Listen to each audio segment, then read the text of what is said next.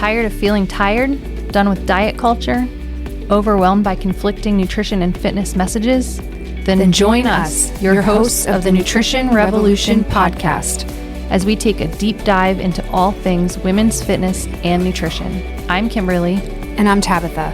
And together we are debunking diet culture myths and giving you the tools you need to finally see the results you're looking for. All right, we have the lovely, wonderful Tara Gush with us today, owner-operator of Collective Shift, a breathwork coaching company. Yes. Correct? Okay, cool. So, Tara, we'll turn the time over to you. Why don't you tell us a little bit about yourself, your business? Okay. What you got going on? So my name is Tara, and I am the founder of the Collective Shift. I work as a breathwork and a habit coach based out of Rehoboth Beach area, but I do some traveling. So I work with people one-on-one doing breathwork sessions. I do one-on-one coaching. I lead some group with women. I call it Ladies Who Lead. So not necessarily women who own businesses, but women who are in some type of leadership or that's cool. workspace. And I lead group classes at home. Breathwork journeys, I refer to them. And then I also do some workshops, speaking for corporate now, kind of bringing breathwork into the corporate space for stress management. And I also lead some retreats. So I'm kind of dabbling in all the things. Yeah, It's a lot. Yeah, many hats there with your business. So I will say that I know about breath work from like yoga, how to breathe. And as a trainer, I know how to breathe through the concentric and eccentric phases of motion. So when you're doing a bicep curl, how should you be breathing? As far as like, and Kimberly, maybe you know more, but like outside of that space of breath work, I'm a novice. So teach me, what is breath work? What do you got going on there?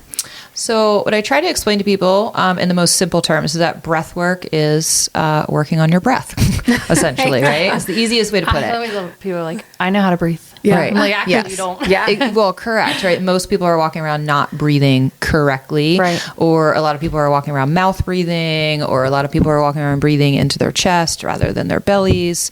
So breath work really is just a variety of breathing techniques that we can integrate for different reasons. So some of those reasons might be related to exercise or fitness, right? I teach yoga and Pilates as well. And so there's different ways that we breathe for that. But for my purposes, breath work is more for stress management and trauma release and energy shifting, things of that nature. So we have a variety of different breathing techniques. Some of them are going to be grounding. Some of them are going to be activating. And we would choose which one of those breathing techniques that we would integrate depending on kind of what's going on with the person.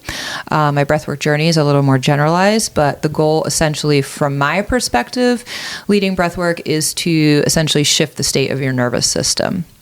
So most of us are walking around in that really stressed out, sympathetic state. And so the purpose of my breath work is to bring people more into a parasympathetic state. So we're releasing some stress and able to kind of respond to life's stressors as opposed to react to them. Oh, I like that. Respond versus react. I'm curious to know how does one become a breathwork coach? I don't necessarily just mean all the training and education that you've attained. Like, what brought you to that space that this is what I want to do? This is my calling. That's a So what's loaded your story? question. Yeah, what's your What story? is your story? Right? I say, What happened to you? How much time do we have? So my story is, as far as just getting into this space in general, I've always been in the wellness industry, since growing up, and was in yoga and teaching fitness and teaching cycling and all the things. And, was working as a teacher, as I said. So there was a lot of things with teaching, I think, right? That's why she got started in the teaching world. Yeah. It's actually not, but it would make sense. Yeah. So I was a special ed teacher for a long time. So that is all kind of leading up to it. And so goes back to childhood, I would say. I have a pretty traumatic childhood and didn't spend a lot of time in my adult life dealing with that. Got into my marriage, which became extremely toxic and unhealthy. And in 2019, I got divorced and the pandemic hit and lost my business and kind of all these things like within a 14-month span. That's heavy. That's a lot. Yeah. It's a lot. Yeah, it was a lot. And at the time I had already had my yoga certification And I wasn't really sure what I was going to do since my business was kind of going in the tank. I had a pet sitting and dog training business for 10 years. And so I was kind of in the midst of losing that and trying to shift gears. And I decided to go back for yoga therapy to start. And I kind of had this vision. That's what I wanted to do. And something about the program just wasn't really aligning. And I found a gentleman on Instagram. It's kind of how I find everything these days. John Crimmy was his name, and he led breathwork. And same thing, I went through several different yoga trainings, and you learn about breathwork in yoga, but there was something about this that just felt different. And I was like, I don't really know what this is. I was just intrigued. And I signed up for my very first online breathwork journey and did it at home. It was virtual, and it was this 90-minute breathwork journey, and had no idea what I was getting into, and kind of had this like amazing visceral experience. It was just kind of all these things came up, and I didn't really know what they were. But what came out of it was I kind of came out of the breathwork journey, and I was like, holy crap. That's the missing link. Like there was just something about the experience that hit and felt aligned. And it was really in the heat of the pandemic time. And I kind of had this interesting vision. I knew that I needed it. Like I was going through a lot of things with my divorce and some family stuff. And I kind of felt like it was the missing piece I needed. I was going to therapy and doing yoga and doing all the things, but there was still just this stuckness. And then I kind of had this vision that in like 3 years, the world was going to need breath work, that people were going to be going through the pandemic and all these things. And I was like, there's just going to be so much fallout, I think, from a mental health perspective. And so I, within a month, signed up for my first breathwork training, and it's just kind of gone from there. It's interesting. So the mind-body connection piece is really what sunk and landed with you. Yeah, I would say the mind-body piece and the idea that if you've heard of the book, The Body Keeps Score. Yes, love that book. Right? So this idea that our bodies are energetically holding on to so much stuff. And I think when I did my first breathwork journey, it was the first time it really hit me, like how much stuff I had been holding on to since childhood. And I think I described that with my divorce to people too. I'll say, divorce isn't like the trauma isn't the actual divorce. It's all the stuff that comes up from it, right? So when you're going through a divorce, it kind of forces you to take a look at, why did I marry this person to begin with? What happened? And it kind of takes you back to other things. And then it kind of hits you like, oh, these are all the things that I didn't deal with, prior to getting married and entering this partnership. So I think that was a big piece of it. Yeah. So and I think that I find that with a lot of clients, there's a lot of disconnection from our body and this inability to make the connection between like the simplest of things, like the sensations that are coming up in our body when we're starting to feel a certain way, and kind of putting it all together. And it was a really nice way to move and shift and shed energy without having to talk. Well, that's what I was going to say. I think breathwork, what I've seen in my experience, like I'm doing my yoga certification, but I've also dabbled a lot in the breathwork world, is that for the people who are sitting in that synthetic side that shove all their feelings down, they've been raised to like, I can't talk about my feelings because I'm not allowed to have big feelings, or we're in a feelings kind of family. The breathwork really helps them to kind of shift that side of their mindset, like where they can actually feel their feelings without having to talk because they don't want to cry or So you're saying shift from the sympathetic drive to the parasympathetic drive. Okay. I know, I feel like in my work with clients through just training and nutrition that you said the disconnect between the mind, body, and between the breath. And I feel like I see it, I'll have a new client come on or a new member. So, I also do group coaching with fitness, and like they're holding their breath the whole time through reps, through anything, like they're barely breathing, or then they gasp, and it's like, that's kind of the first sign to me that I'm like, oh, there is a really big disconnect, not being able to know how to breathe, not just for exercise, but for life. I feel like that's stop holding your breath, pull your shoulders out of your ear and stop clenching your butt cheeks. Yeah. That's constantly. And your jaw. Yeah, and I was literally just going to say, and your jaw. I'm a jaw clencher. I am too. I like all day long. Teeth I grinder. have to. Yes, and I actually learned that from yoga because I just recently really got into yoga just a little over a year ago, and the jaw clenching was something that I realized. Oh, I do a lot of that, and like constantly. And I like use breath work to help me to release my jaw. Yeah. And to relax. And Absolutely. it's very helpful. So if you're someone that is new to breath work, which like I said, I kind of am, like what is the value there? Why should I care? Why should our listeners care about their breath work? I mean, my immediate response is, why would you not care? Yeah, fair. Right? Like, why would you not care? And, But if you don't know, right. If you don't know, because I usually say there's not one person who couldn't benefit from breath work, right? So even if you're not somebody who has childhood trauma or has adult trauma or has anxiety or stress issues, there's also the physical so if you're a benefits. unicorn, Right. If you're a unicorn, if you Are there people that exist that don't have trauma? if you are a unicorn and you have no problems in You your still life can at benefit all from breath work. yeah, you can still benefit because I think there's always room for improvement, right? There's always room for improvement in any area of your life. So whether it's in business or athletics or relationships, I feel like breath work is a way to elevate each area of your life. So it could be physical, it could be emotional, it could be physiological. So, like physical benefits, I have a gentleman who would come who doesn't really have, he doesn't have any quote unquote issues.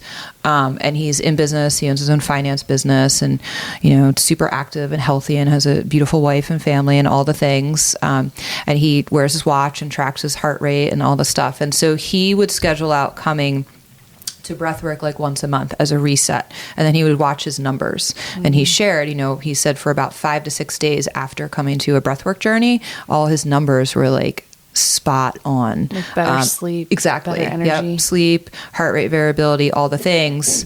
And then after about a week, not that they would be terrible, but the numbers would shift. Just noticeable difference. Exactly. Yeah. So it wasn't like there was a specific problem or issue that he was coming in to solve. He chose to come in as more as like a reset and to prep, or I know the one week he came in when he had like a big event or a big meeting on a Thursday. So he came to breathwork on Tuesday to kind of reset and get some clarity. So I think that I would say, there's room for improvement everywhere. And so there's so many benefits for different things. I think there's a benefit to everybody. yeah, I love it.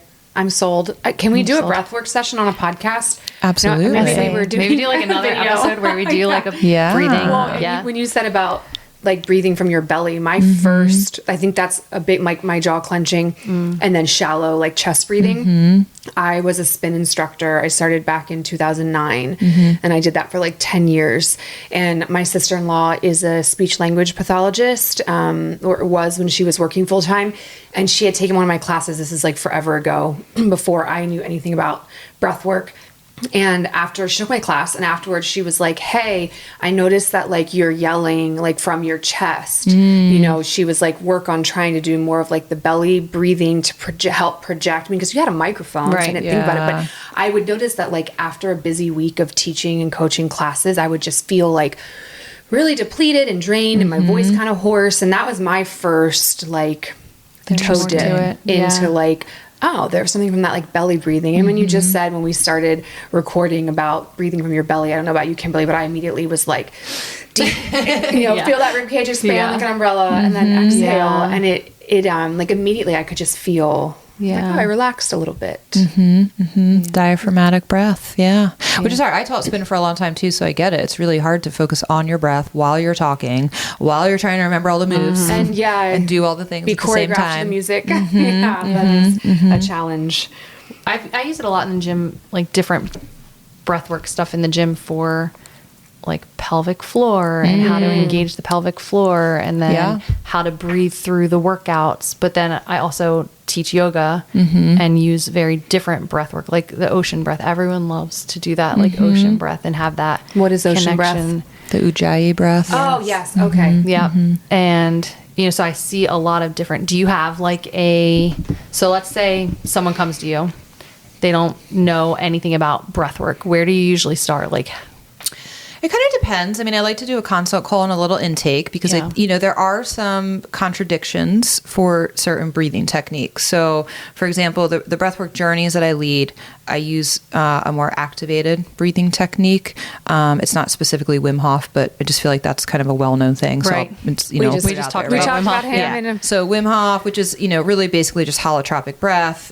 You're breathing in and out through your mouth at a faster pace kind of thing. And there's different different varieties of those techniques. Breath holds. Okay, so sorry. For our listeners, holotropic breath is... So I would say holotropic breath and breath work similar to Wim Hof. You are typically breathing in and out through your mouth instead of your nose. And we can talk about that too, because there's some differences there. And then you're breathing at a slightly faster, sometimes much faster rate than your typical average breath. And so what's happening when you're doing that type of breath work, one, you're getting in less oxygen. So you get less oxygen in through your mouth versus your nose. Your air is not being filtered. And you're kind of... the way that you're circulating the CO2 and the O2, to just keep it simple for people, your body will respond with physiological responses similar to when you are stressed, right? Kind of compare it to like if you're being chased by a bear, right? So you're almost putting yourself in fight or flight. You are purposely putting yourself into a state of stress that you can also manage, if that makes sense. So in my breathwork journeys and with certain private clients, if we are integrating that type of breath work, like I said, there are contradictions. I won't list all of them, but some of them, could be people who are pregnant or people who have epilepsy or certain heart conditions. There's certain reasons that you would not want to necessarily practice those type of breathing techniques, but they are going to create these physiological responses in the body and kind of put you into an altered state of consciousness, which sometimes can be similar to a plant medicine experience, things of that nature. So I do use a gentler version of that in my group journeys and with clients. And then I also will use much more gentle, just grounding techniques. So we have box breath breathing, or we have 4-7-8. So it just depends. And I think there are some general rules of thumb, right? Like if I'm working with someone who's, experiencing severe anxiety, I'm probably not going to go right into activated breath work right away. We're going to start with grounding breath work. Don't want to hyperventilate and make them panic. Right? We're not going to put them into a panic. And we're going to try to work on getting them into a more balanced state. But I will eventually use some of that. So I can give like a recent example. I had a woman who I was working with who has flight anxiety, and she had not been on a plane in over a year. And prior to that, she had not been on a plane without Xanax or wine. And prior to that, she had actually gotten off of a plane like right before it was ready to take off, got on the plane and had to get off. Yeah. So our goal was to get her on the plane to go to Florida with her husband. And we had a month to do it.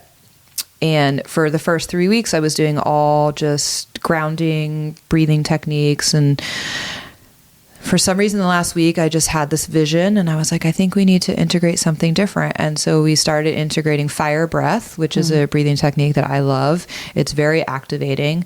And we integrated that for the last week, like in very short amounts in the morning. And interestingly, it was her favorite breathwork technique ever.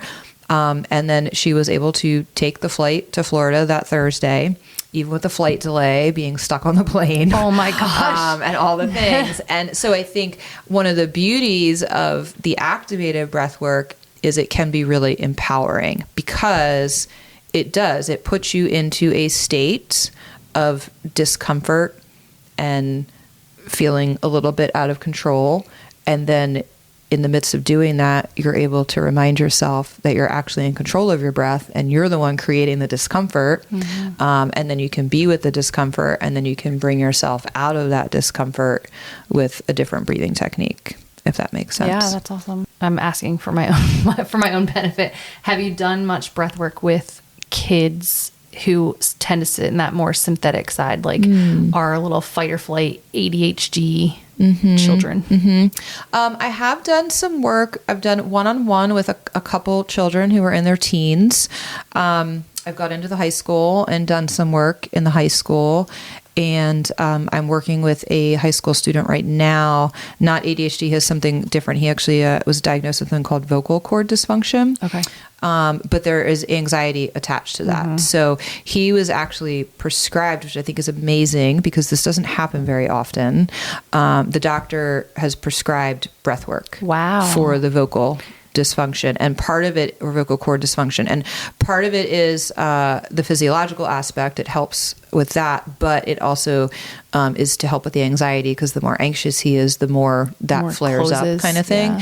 Yeah. So it was amazing when the father showed me the paperwork. I'd also like to know who that doctor is. Right? That's amazing. Very progressive. Yeah. And I think, going back to teaching, right? I worked in special ed, and almost all my students were ADHD or some other type of, emotional diagnosis, and overly medicated. And I have my own views on ADD. That can be a whole nother conversation. Yeah. I think that a lot of ADHD stems from trauma. And so I think it needs to be treated from that perspective. Get to the root cause. Exactly. Yeah. Right. Just don't mask the symptoms of medications. And as a former teacher also, I had the inclusion classroom. So my kids were, ADD, ADHD, autism, OCD, all of the things. What is it? Oppositional defiance disorder, ODD. Oh, yeah. I had a lot of that also. And they're over medicated. Absolutely. And we have to get to the root causes of that. So. And the root cause is usually at home in the family. And then that's a whole other issue. Yeah. So I say if everyone were doing breath work and meditating, then hydration, nutrition, movement. The basics. And I'm diagnosed ADHD. I mean, I was diagnosed as an adult. And at first I accepted the diagnosis and I started taking the medication, which was terrible. I think I took it for a week and I was like, feel like not yourself. Oh, it was terrible. Yeah. It made me really, really hyper. I couldn't eat. I couldn't sleep. It's rough. It was, and we kept, we dabbled with the timing I was taking and the dosage. And I don't even think I took it for a whole week. I think it was a couple of days. And I was like, I do not enjoy how this is making me feel. Did it feel supportive? But I fully believe that my diagnosis is, I have PTSD as well. So I think it's more all stemming from that. So when I am actually doing my own breath work every day and putting my own practices into place, I don't have the ADHD symptoms. So I homeschool my kids, and part of it is because my son is he's a hyper boy who wants to be running and playing and doing the things. And I am not a sit still kind of person either. So I saw it coming with him, but I notice when we do yoga or he goes outside and does some movement before he has to do his harder math or harder science or whatever, if I want him to really retain the information, yoga seems to be the one that does it the best. And we do a lot of the breath work, breathe through this movement. All right, I want you to hold your breath a little bit here. And he tends to retain the information better and focus better if we get in that movement. I've actually built it into our schedule. Do this in the morning, do this, go do your body movements or something, and then we'll do math, or then we'll do science. So. I love that. I mean, it's very similar to people, because I do meditation as well. And I had a one-on-one client last night, and he really would like to try to integrate meditation. And so we were discussing that. And part of it was, his question was, well, what's the right or wrong way to meditate? And is my mind supposed to be totally still and all these things? And, I said, meditation is really just your ability to observe your mind. If your mind happens to be quiet, then you're really lucky, right? But most times it's not quiet. So it's really just finding this way to be able to observe your mind and your thoughts. Noticer. Right. I would say notice, witness, and observe.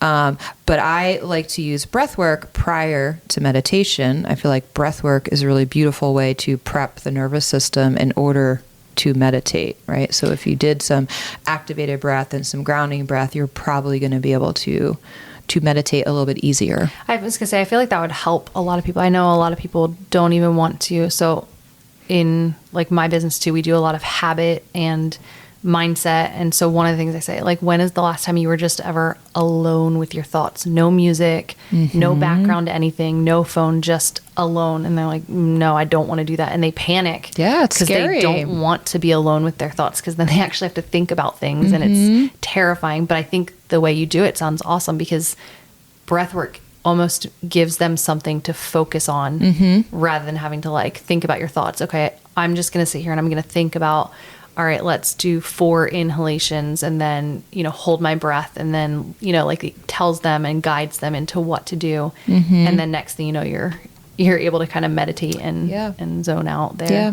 I think a lot of people are I think what you just said, right? People are afraid to be in their own head. I have a lot of people that either come to breath work or won't come because they'll say, I'm ADD. There's no way I can there's no way I could lay there for a whole hour doing breath work. And I'm like, okay, just try it. So a couple weeks ago, I had a couple come, and it was their first time. And anyway, we did the journey, came out, and she was like teary-eyed, and she was like, we're both ADD and neither of us thought we were going to be able to do this. And I swear that was only 10 minutes long. Wow. I'm like, That's cool. I know. And I get that a lot. People will come out and they're like, how long was that? Because you just, it puts you into this other state of consciousness. And that's when I'm cueing and moving through the breath journey, I'm kind of repeating like, okay, your conscious mind is shutting down. Like, let your subconscious mind come out to play. Like, how often do you get to do that? Everyone's up. My client last night, he's like, the first thing I do in the morning is I get up at 5:30 and I check my email. And then I'm on my computer and then it's till 4:30, 5 o'clock in the afternoon. So that is his homework this week, right? Because part of the breath work too is integration. Like, people can come to me and do a session and then they can either integrate it or they can go back to their life and do whatever they were doing still. Right. So they have homework, right? You give your clients homework, basically their breath work. I like to call them action steps. Okay. Yeah, you have an action step. And even if it's a minute, and that's what with this person last night, I said, even if you do, your goal is 60 seconds. That's it. Get up, take 60 seconds for yourself in the morning, whether it's in stillness or whether you put on some like light music, and then you just kind of gradually bump it up. I would call it 10 Zen. So 10 minutes, no music, no noise, no nothing. You can have your eyes open. You can be like looking around if you want, but just 10 minutes with no talking and no noise. And that's it. Nothing stimulating. Exactly. And you'd be surprised at how hard it is, right? The first couple days. And then by the 5th day, it's like, oh, I would like to do this for a whole hour. I don't want to be alone and do that. Absolutely. If it's a habit, if that's, you do your best thinking when you're grounded and you're sitting and just can focus on. Yeah. So, go ahead. I would say, question for our listeners that are thinking, I can't dedicate an hour to breath work, which again, priorities, right? And that's a whole nother conversation. So let's just say I'm going to be the devil's advocate. Tara, I can't do an hour. What would you say would be a good starting place, like time frame for someone that is initially resistant and says they can't fit that in? Like, how much time for me to get a benefit, like just starting out? I would say 3 minutes a day. 3 minutes. Okay. My breathwork practice in the morning, most days, is 3 minutes. And when I have more time, it's longer. It depends, right? But if I'm going to sit down and do my own personal practice in the morning, it's either a 3 minute, a 5 minute, or a 10 minute typically. I'm not doing a longer because, the longer you do a breathwork journey, the more time you're going to need to kind of come out of it. If that makes sense. You put yourself into a deeper state, you're going to need a little bit more time to recalibrate. So on a daily basis, 3, 5, 10 minutes, maybe 15, but you can have benefits with 3 minutes a day, easy peasy. And everybody has 3 minutes. If you look at your screen time, productivity minutes of screen time, and then like the just your social scrolling. That's what I was trying to, your social media scrolling. I bet the average person probably has at hours. Least and I think that's a good habit too. Like, you have to do your breath work before you're allowed to log into your TikTok, and that kind of pairs the habit with like a reward kind of thing, And if you do it the second you wake up, right, you turn your alarm off, you do your breath work 3 minutes as opposed to like just laying there and hitting snooze. And, I've timed out red lights. They're usually about 2 minutes. So I've shared with people. That's now genius. You wouldn't be able to do activated breath work or anything crazy. Don't hold your breath at a red light, Don't please. right? No, nothing like that. But you very like well box could breathing, do though, maybe? box breathing, 100%. So like you could do box breathing at every red light you drive, depending on what your schedule is for the day. So if you did that, I mean, who knows how many minutes you're up to, but even if you just did it at one red light, that's 2 minutes. So I think short and sweet to start. You know, the longer journeys, the hour-long journeys, they're a little bit more intentional and a little bit more purposeful, and they're going to create a lot more energetic shift. And that's not necessarily what everybody's goal is. So I think for people who just want to kind of try it out, test the waters, 3 minutes a day would be a perfect start. As a mom with my children, what do you recommend for kids with breath work? Like where to start, how to navigate that if you have a kid that you do feel like has a hard time focusing, you know, or is maybe like scatterbrained. Yeah.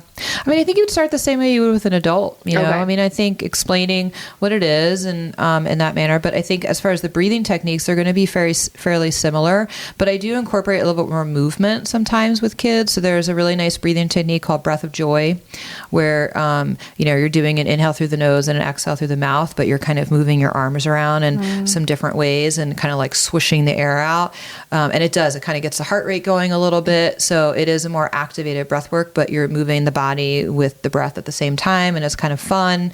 There's a breathing technique called bumblebee breath, which we do in yoga as well sometimes, but you know, they're holding their ears and on their exhale, they're kind of humming out and it sounds like the buzz of a bumblebee. It's actually really nice and relaxing. So I think there's ways to integrate breathing with kids that make it a little bit more fun. Playful. I like that. I think movement's important. And I was thinking about that when you were sharing that. You know, I always share with people, breath work can 100% be in real time, right? I'm sure you guys are probably familiar with Huberman. So he talks a lot about breath work, and one of his breathing techniques is called the physiological sigh. And you can literally do 2 to 3 rounds of it. It takes 20 to 30 seconds tops, and it's like the fastest way to reset yourself in real time, meaning like when I'm actually stressed out, I can do this and feel the difference. But I also believe that breath work is more a preventative. So breathwork is there as like a daily training tool, like you're training your nervous system just like you would a muscle to be more resilient, to be less reactive, so that when something in life that's really stressful comes up, you're able to respond and not react because you've already trained your nervous system to respond in a different manner.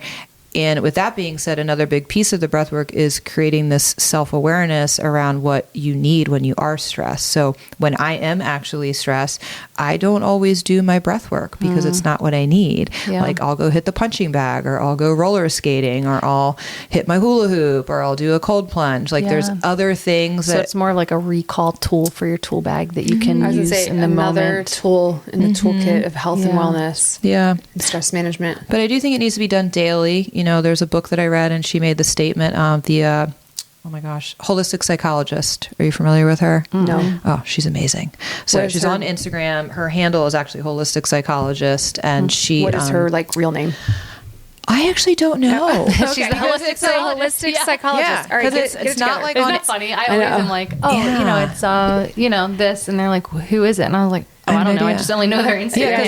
Everything on Instagram, that is what it, and even I think like on her book, that's what it's listed as, the author. But she's brilliant, and she talks about breath work as one of the techniques for trauma that she discusses in the book, and she talks a lot about the vagus nerve, and she refers to breath work as being planks for your vagus nerve. That's how she describes it. So I think that's a pretty cool description, right? So if you think of your nervous system and your vagus nerve are like muscles, and you have to train them, and it has to be trained daily, right? Like you wouldn't just go to the gym and train your glutes for 3 weeks and then be done. Like you're going to continually do it. So with breath work, you know, you don't need to be doing hour-long journeys all the time, and you could, but you do need to be practicing breath work on So it's more about the consistency, not just like a one time. It's not what you do one time, but what you do over time consistently that makes a difference. So shocker. See something else where consistency is key. But I can see that where like I do one get out of here. That's a novel idea. Oh yeah, this is gonna help me. And then I don't do any of it afterwards. Right. And then I come into a situation where I'm like, oh, dang, I wish I knew how to breathe through this stress right now. You would need to. Well, it's like anything else, right? People who go to therapy, right? You can go to therapy like once a year. And then that once a year is going to probably be a pretty big dump. Yeah. You know? It's going to be a really long session. Big One emotional dump. Yeah. As opposed to like doing your once a month kind of thing. It's, It's maintenance. Yeah. A couple years ago, I went through pelvic floor therapy. Ooh, I'm So I interested in had that. some significant diastasis recti from pregnancies and then not training appropriately to help that heal because I didn't know. Right. When you don't know, you can't, it's hard to do better. But anyways, part of my pelvic floor therapy journey was mostly about breath work and that neuromuscular connection. And at first I thought, what the heck am I doing here? This is boring. I thought there, but I was like, I'm going to do this. I'm going to trust the process. I'm going to trust this, the therapist and her training. She specialized in women's health and specifically pelvic floor therapy. And I can't think of a better way to describe it other than transformative in so many ways. It helped with a lot of like physical issues, but even just my ability to feel relaxed. And that was one of the things, because I did like 8 weeks of pelvic floor therapy where we started going like twice a week and then tapered just to once a week the last like 2 weeks or so. Yeah. But the thing she would say is like, our time might be coming to a close because I've taught you and I've given you the skills, but like you have to continue to practice these things daily, ideally. And I've definitely like ebbed and flowed from doing the things that she taught me. But when I do, I can feel the difference. And it's And you super probably helpful. incorporate it a lot more into your workouts, your own workouts than you used to. Yeah, and I do for my clients I was going to too. say, with my clients, we start with breathing. Yep, same. We start with breathing and how to breathe through concentric, eccentric phase of the movements. And I'll even show them like, try to lift that heavy deadlift and don't even pay attention to your breathing. Just lift it. And they struggle. And then I'm like, all right, now take a big inhale, get that canister filled up. Yep. Engage everything and then blow that air out as you lift up or, hold your breath, whatever works best for them, because it's not the same for everyone. Right. And they can lift it so much easier. And they're like, oh my gosh, all I did was change my breathing. And I'm like, yeah, it's because that's what works. You've got to be able to, breathing helps you to engage your whole body and it works. Yeah. I mean, I always say breath is life, literally, right? It's like, it's the first thing you do when you enter the world. It's the last thing you do when you leave. And it's the only thing that your body does automatically that you can actually control. And so we say like how you breathe is how you live. So if you're not paying attention to your breath, then you're probably not paying attention to a lot of other things going on. And I teach seniors. I do strength training and balance with seniors. And so we talk about that a lot as well, particularly with balance, which is really important for them. And so when we're doing balance and I'm looking around, I'm watching them, I can see like they start with breath and then you can see the mouth open and you can start to see them mouth breathe. And then as soon as they start to mouth breathe, they lose their balance. And then it's this reminder. And then you can see it's like this little light bulb goes off like, so yeah, breath You do have to train your brain. You absolutely have to like rewire those connections to become, I think, awareness first. I don't know if you would agree. Yeah. Awareness first, then practice, and then it's going to become the habit. But then it's like anything else, you have to maintain it. So you have to continue to develop it, use it. It's like same thing with muscles, like use them or lose them. Right.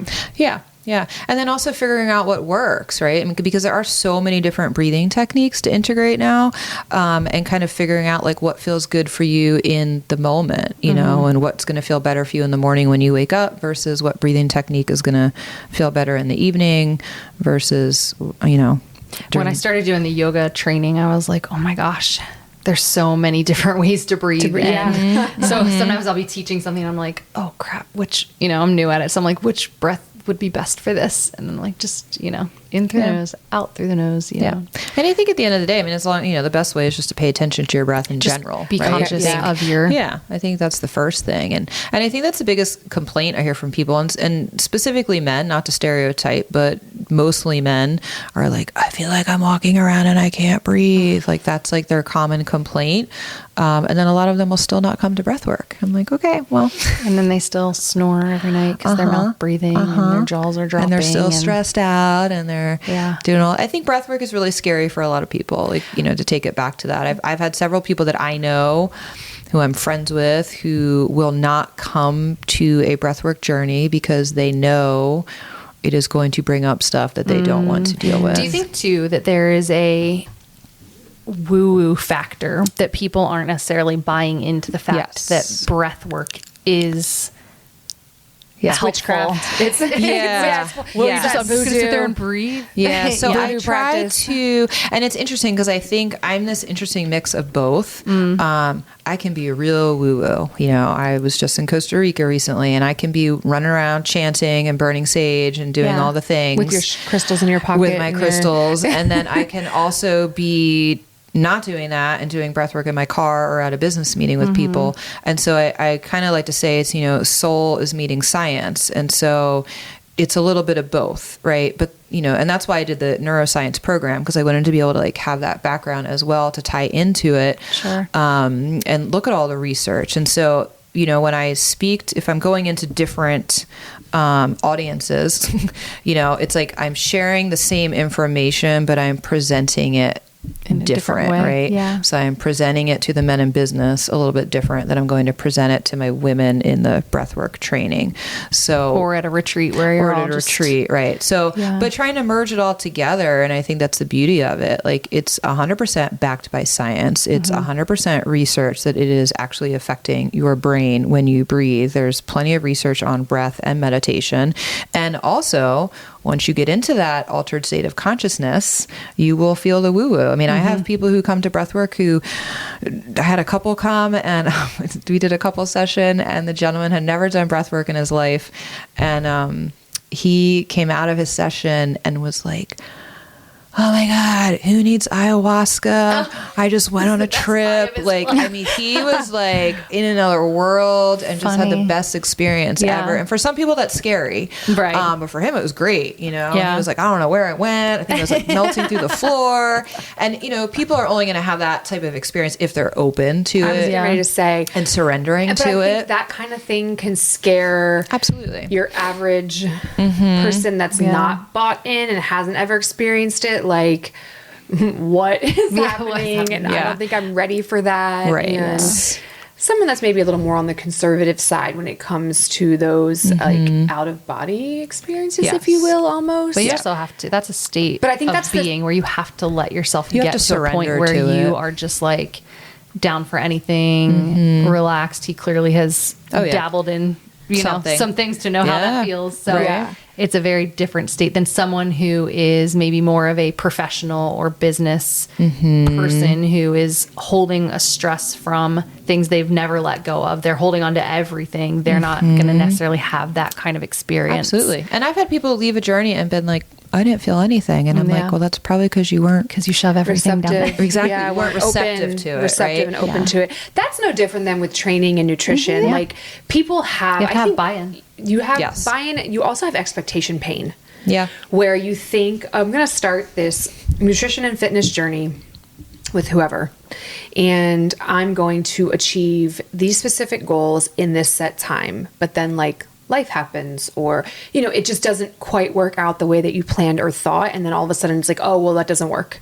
Yeah. You know, and I don't know if it's really any different with what you do, where Yeah, not much. if they're not willing to put in the work and do the things and do that consistently, and then be open and receptive to it, as well as be willing to adjust expectations. Yeah. And I would say for the most part, I mean, if I think back to people who have come to, you know, my group sessions or people that I've done one-on-one coaching with, I would probably say that about 90%, if not more, who attend something have left having a really transformative experience. I think it's very unlikely to not have a transformative experience leaving a breathwork journey. However, you know, I mean, I had one particular one-on-one client, and, you know, she was moving through some heavy stuff and a divorce, and it was weeks and weeks of coaching and breathwork. And, there was nothing but resistance to all of it, to the conversations, to doing the breath work, to integrating the breath work, you know, to taking up most of the calls with talking so we couldn't actually get to the breath work. Yeah. You know, so there's definitely spaces where that happens. And, you know, just like anything else, is people, not everyone is ready to make the shift. And so Absolutely. Sometimes you got to meet people where they are. Yeah. I did a sound bath over the summer. yeah, that's And it was my first experience. And I remember walking, it was like one of the float ones at the Y. Yeah. And I remember walking in and like getting on the raft, and everyone's just like hanging out and talking. And my sister-in-law did it with me, and we were just like laying there And then they're like, all right, we're going to start. And then they started, and she like looked at me, and we like looked at each other, and I was like, she goes, is this all we do? We just lay here and listen? And I was like, I guess so. So we were both just kind of like, whatever. Like, so we just kind of closed our eyes. And then next thing I know, I like snapped out of it and was like, oh, we're over already. Like, you just, like, I was like, this is weird, woo woo, whatever. And I'm like sage hippie, all that. But that, for whatever reason, I felt like resistant to doing the sound bath. I was like floating, it's gonna be awesome. And then all of a sudden I was just like, oh wow, like I feel so peaceful. That was relaxing. Like I would do this again. But we were initially like, yeah, that was my experience with the sound bath too. I did one this actually past fall, and I purposely was like, I have no expectations, right? So I didn't like set myself up for failure or expectation pain, but I like low key was like, I don't really know. Yeah, you you just don't know what to expect. Right. But it was at the end of it very relaxing, felt refreshed. Yeah. And I've had friends who do it and they walk out and they're like, that was life changing. And they go regularly now to their sound bath practice. Yeah. Yeah. I love sound bowls. I went to a training myself. So I have some bowls with the goal of kind of integrating it into some breath work. But I sometimes struggle with sound bowls because that's why I've chose breath work, because it's more active for me. And I think I'm with you, Tara. I actually, having done some breath work and done a sound bath, I feel like I get more out of the actual breath work, the doing versus the like laying and hearing. Because we're like, let's get some work which done kind of makes me think we probably all need sound bowl more, right? Maybe. And I know that about myself. I fully know that about myself. And I've had some really amazing sound bowl experiences as well. My friend leads sound bowl, and I've done a lot of like cacao and sound bowl ceremonies. And then I've also had some where I've really struggled to like shut my brain off, and you know, and then like halfway through I'm frustrated because I'm like, where are my visuals? Where are my colors? And that happens with breath work too. I mean, and that's what I explain to clients too. Like some days are going to be more challenging than others. Just like with anything else, just you're like on with anything, days and off days, and So, and to kind of like wrap everything up in a nutshell, if I am someone that you're going to be starting to work with new, that's never really done, just hasn't done breath work with a coach or anything, and I'm like, I can only give you 3 minutes a day, and I'm going to say I can do it first thing in the morning, what would you tell our listeners? What kind of like little tip about, I know you said there's lots of different ways that you can breathe, but what would you say would be the best to start with if someone wanted to just give 3 minutes a day in the morning? Like you've mentioned about fire breath and joy of breath, breath of joy. Breath of joy. You know, like what, you know, box breathing or something. I think the first question would be to always ask what the person's intention is. Okay. Because I think that is really important. I think that choosing the right breathing technique for the person is what's most important. And then depending on what their intention is or what they have going on, then we would choose, right? But for me in the morning, what I typically give to people, because I do recording. So if I'm working with a client, they get recordings to do in the morning. So it's either going to be something that includes fire breath, which is more energizing. It's a nice way to, I kind of say it's like a shot of espresso. You know, you can do 1 minute of fire breath and feel like you just did a shot of espresso. So with a 3 minute option, I'm usually saying, okay, the first minute is kind of grounding and meditation. The second minute is going to be your actual breathing technique. And then the third minute is going to be kind of meditation again. So fire breath or box breath are probably going to be the two that I suggest in the morning. You know, there's other techniques like 4-7-8. That's a lot more calming. That's going to be more for bedtime. Okay, that's what my next question was. Then, you know, like equal ratio breath is calming, but you're also alert. So that's why I think it's important to kind of see what the person needs, to kind of find the breathing technique that's going to match what they need for that day.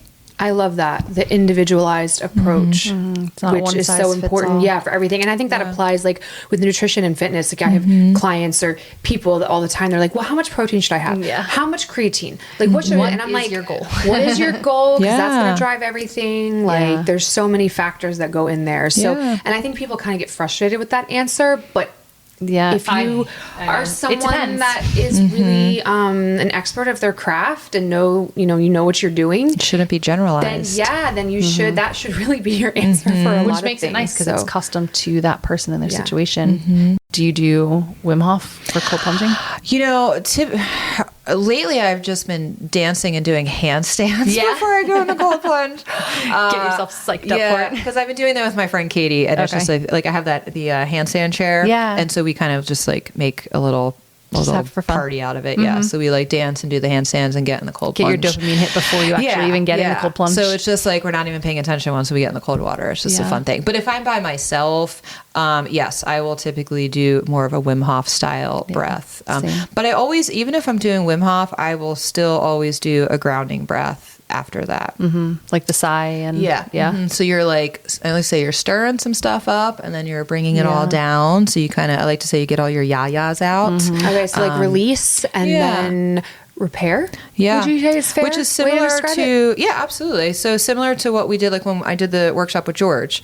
We did we did like a mindset workshop with him, and then we did a 30-minute breathwork session with everybody, and then we all went into the cold plunge. Nice. And so that 30 minutes we did a little mix of grounding and activated, but I think I did like 3 rounds of activated breath with some breath holds, and then we did a long meditation at the end with a little like visualization of them getting into the plunge. And I think we had 14 people who had never been in a cold plunge at all before. That's so fun. And it was pretty magical. It's so fun watching someone, everyone and everyone just, and I think too, because everyone had done the breath work together, it was like this whole thing. And, you know, we had the 4 tubs lined up and everyone just like, we have it all on video. And I was like, what is happening? Cool. Everyone just like stepped in at the same time, went right into the water. Like nobody fought it. Cool. It was like, it couldn't have been like a more perfect day. It is cool watching people have that life-changing, eye-opening experience right in front of you. You can just visually see it. And it's, you know, it's just proof that it's powerful. Well, and you can see what's interesting about that is you can watch people, especially at the workshop, because that's what we were doing. You can watch people's facial expressions and you can see the thoughts going through their mind, right? That first 30 seconds, and you can see the panic set in, and you can see the like, holy crap, I'm not gonna be able to do this. And then it's this reminder to breathe. And then you can see them like physically altering their breath. And then you can see the moment where it's like, oh, I'm breathing.